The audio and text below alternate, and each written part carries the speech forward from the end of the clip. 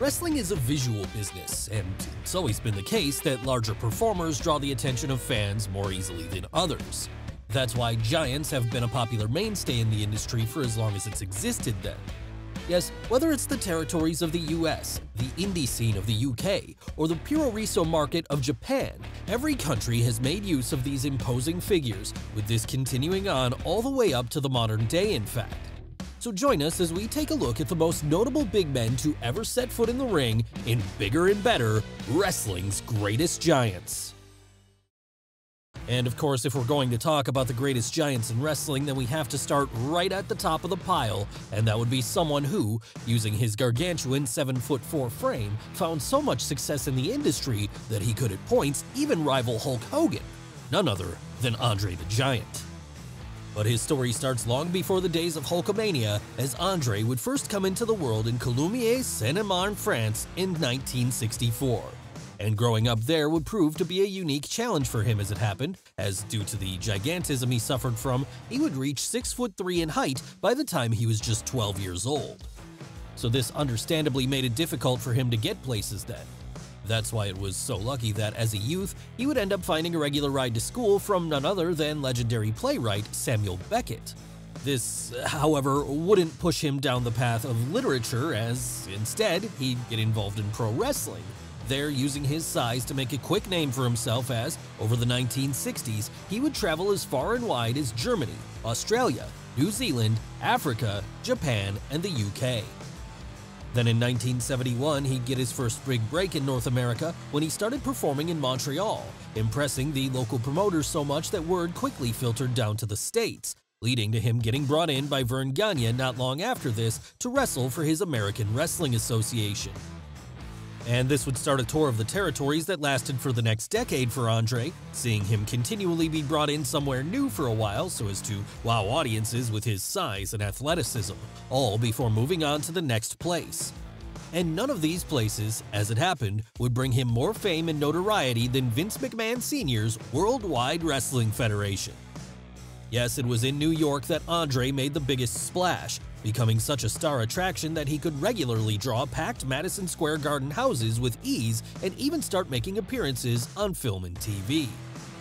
But as the 1980s came about and the Hulkamania era began, Andre's body was already starting to break down, so realizing he wasn't going to be able to last much longer, Vince McMahon Jr., who had by then bought the company from his father and rebranded it the WWF, decided to give him one last big payoff by booking the biggest match in wrestling history at the time for WrestleMania 3, Hulk Hogan vs. Andre the Giant. And living up to all expectations then, the showdown between the two legends would draw a record crowd for the company inside the Pontiac Silverdome in March of 1987. With the image of the Hulkster body-slamming the Giant at the end of the match still being in the running for the most iconic moment in wrestling history to this day. After that though, with his health waning, Andre would start to wind down, with him spending less and less time in the ring and more time on screen in movies like The Princess Bride. Then, on January 27, 1993, he would sadly die of congestive heart failure, something brought on by his size. So honoring him from there, Vince McMahon would make Andre the inaugural member of the WWE Hall of Fame. But he wouldn't be the only giant to enter the Hall of Fame over the years, as another one of them is getting ready to do that just this year, and that's The Undertaker. Yes, Andre might be the greatest giant of all time, but in modern-day wrestling, it's The Undertaker who stands head and shoulders above all else as the greatest big man in the industry. And that's partially because of his lengthy career that saw him debut way back in the Hulkamania era, there quickly making a splash by defeating Hulk Hogan to become the WWF champion for a while. After that, he'd continue to dominate throughout the New Generation era as well, as now having turned babyface, he'd become an unlikely hero to young fans everywhere. And while he was doing this, he was also building an undefeated streak at WrestleMania that would continue to be a through line throughout the rest of his career. A career that continued on into the Attitude Era and beyond as he, by the early 2000s, had developed a reputation as the one constant of the locker room and, as a result, the ultimate locker room leader, someone who had the respect of everyone he worked with. But by then, he'd morphed his career into something different from what it had originally been, as feeling like the dead man persona had played itself out, he would reinvent himself as the American Badass, a tough guy biker who more closely resembled the real man behind the gimmick, Mark Calloway.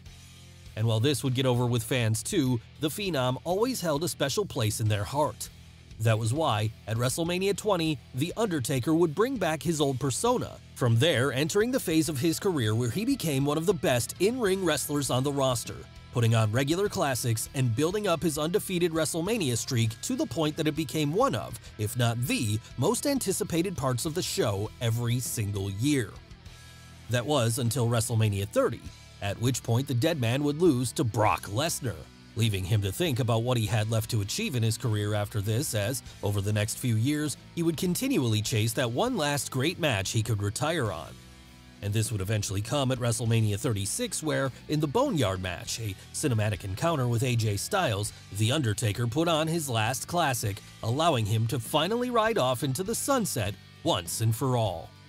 But while his run will go down as one of the greatest of all time, the same can't be said for one of his many WrestleMania victims, as despite being the legitimately tallest wrestler of all time, Giant Gonzalez never quite lived up to the expectations set for him. That's not to say he didn't try though, because whether it was his early run in World Championship Wrestling, his stint over in New Japan, or his infamous feud with The Undertaker in WWF during the early 90s, Jorge Gonzalez certainly gave it his all. It was just that, while he had the natural skill to be a great basketball player in his home country of Argentina, he was never able to translate this into an aptitude for the ring. Still, even if he didn't exactly set the world on fire, he did get to have some memorable moments, such as the aforementioned match with the Deadman at WrestleMania 9. And in the end, maybe that more could be said for another giant who never quite matched up to what his size suggested he could do, and that's the Great Khali. Of course, you wouldn't know this if you went to his native India, as there Khali is treated like the second coming of Hulk Hogan, someone who's such a big star to the rabid WWE fanbase the country holds, he may as well be the biggest name in the industry. For the rest of the world, though, this wouldn't quite be the case, as, despite being a very imposing presence and getting pushed to the moon early on, he wouldn't be able to create many memorable moments on SmackDown during his 2006 and 2007 run there. And part of the reason for this was that, like Giant Gonzalez before him, Khali's sheer size made it difficult for him to move around at points, with the strain on his joints and muscles limiting what he was able to do in the ring.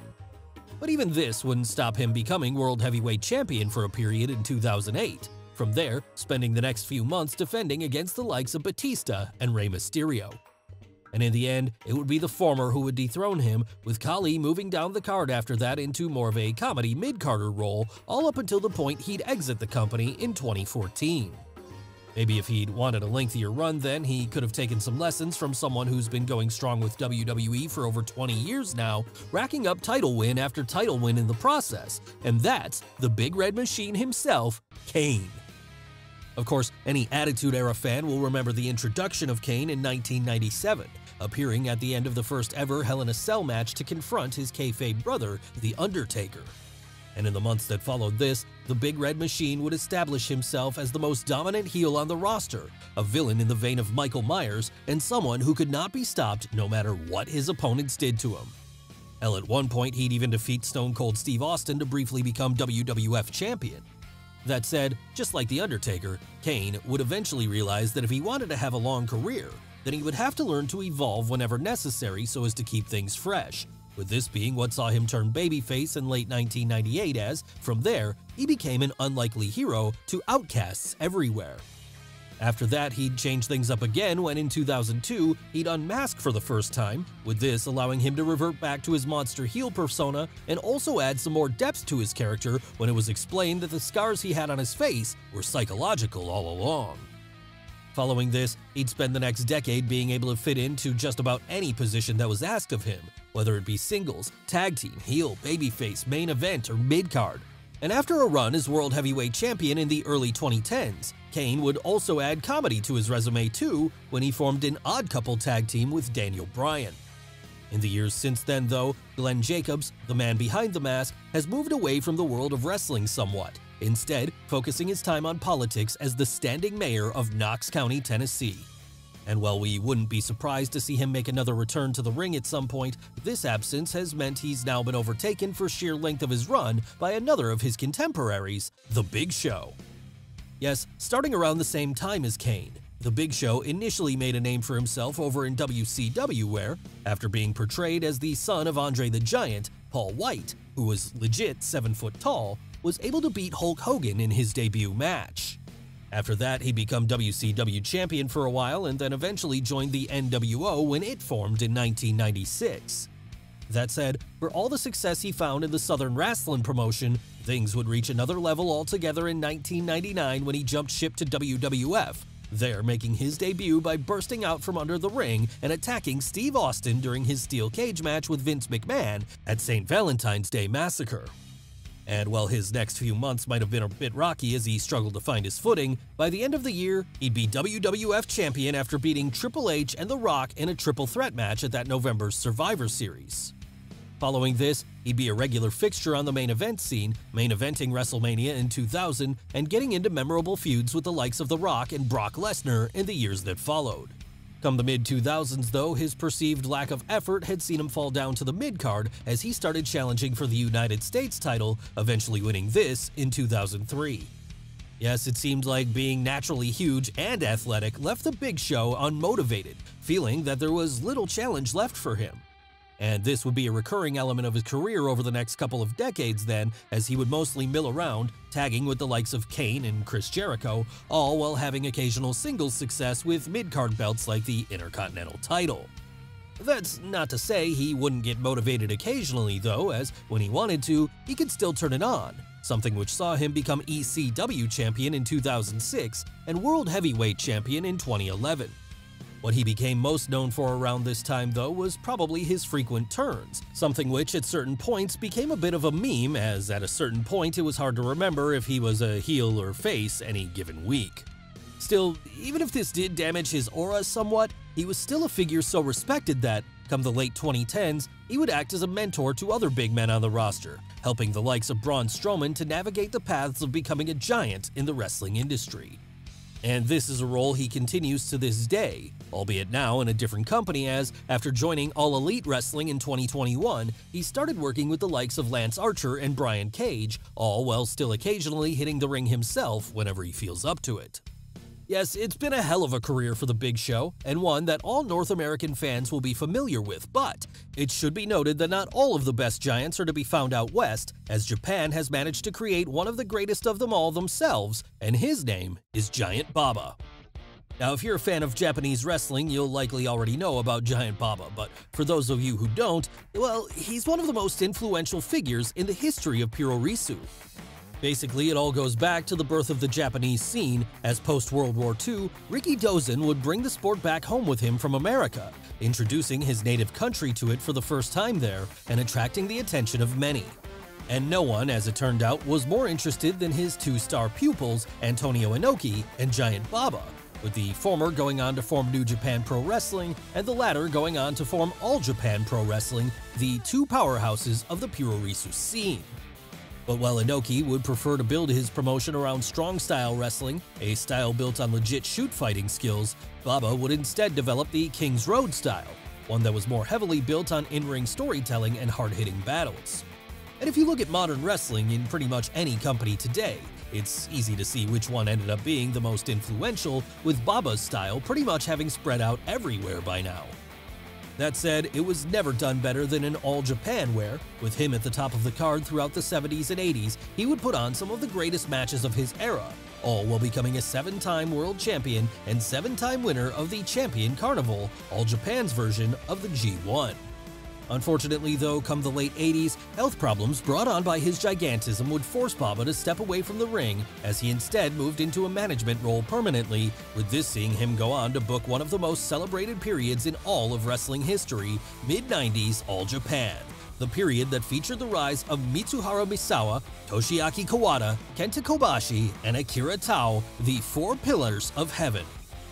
So in the end, Baba can hold the distinction of not just being one of the all-time great giants in the ring, but also in the office too, something that no one else on this list has been able to do. But as we said earlier, there were ring giants all across the world, and our next subject would make a name for himself neither in North America nor Japan. No, instead he'd become one of the biggest names in the UK wrestling scene, going under the moniker of Giant Haystacks. Yes, any older British fans of the channel will be more than familiar with this name, as at one point he was considered the top star in the UK wrestling scene.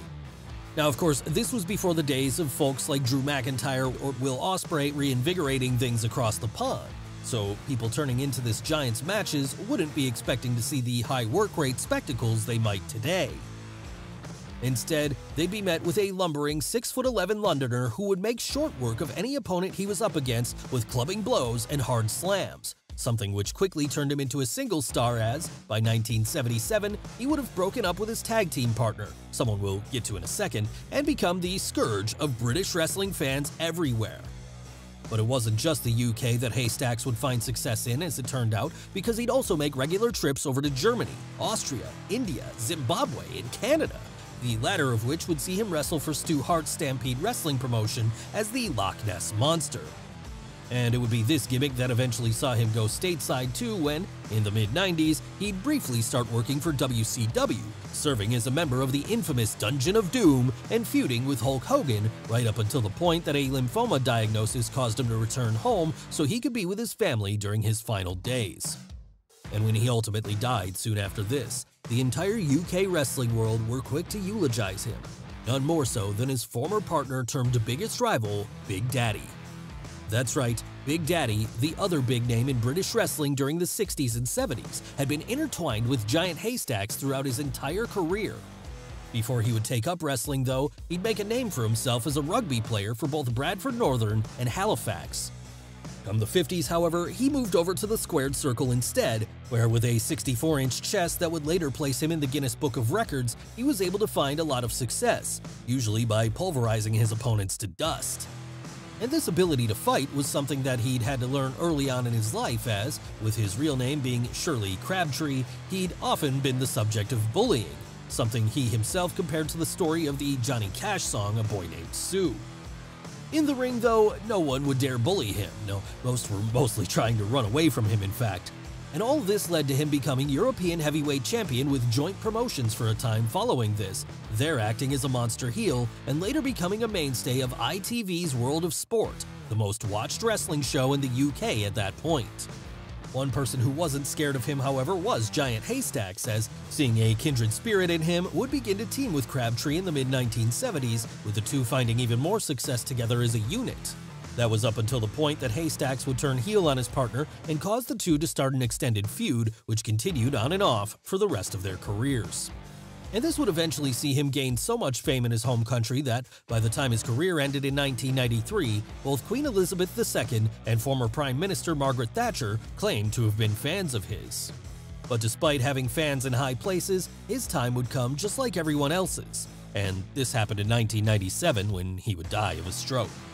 Still, the success he found during his lifetime can't be minimized, and while he was having all this in the UK, over in the US, another giant was building a similar career trajectory for himself, and that was Big John Studd. Yes, starting out his career in the early 70s, Big John Studd would find quick success around the territory system, working for the likes of Mid-Atlantic Championship Wrestling, the American Wrestling Association, and the Worldwide Wrestling Federation. Then, when the latter morphed into the WWF in the early 80s, he'd be brought in on a more permanent basis there to act as one of the promotion's top heels, now being brought out to the ring by his manager Classy Freddie Blassie and regularly tearing his opponents to shreds. And this period would see him get to have matches with the likes of the then WWF champion Bob Backlund and the great Andre the Giant, the latter of which raged on in a blood feud throughout 1983. So successful was this, in fact. A year later, Studd would be feuding with the new WWF champion Hulk Hogan, with this taking him to even greater levels of success and ultimately leading him to get a spot on the first WrestleMania card when he reignited his long-standing beef with Andre the Giant. After that, he'd form an alliance with King Kong Bundy when he joined the Heenan family, an alliance he would largely keep up until 1988, at which point he would turn babyface and begin feuding with his now former stable. Any extended run in this role would be cut short, however, when, a year later, he would quit WWF over a pay disagreement, with this leading him to spend the rest of his career on the indie circuit right up until his death in 1995. But the career he built will allow him to go down in the pantheon of great wrestling giants anyway, something that everyone in this video can also say for themselves as, when it came down to it, they were able to prove that sometimes bigger really does mean better. Well guys, what did you think of the video? Let us know in the comments below. Don't forget to smash the like button, subscribe to the channel, as well as follow Wrestle with Andy on Instagram and Twitter. Thanks for watching, and we'll see you next time.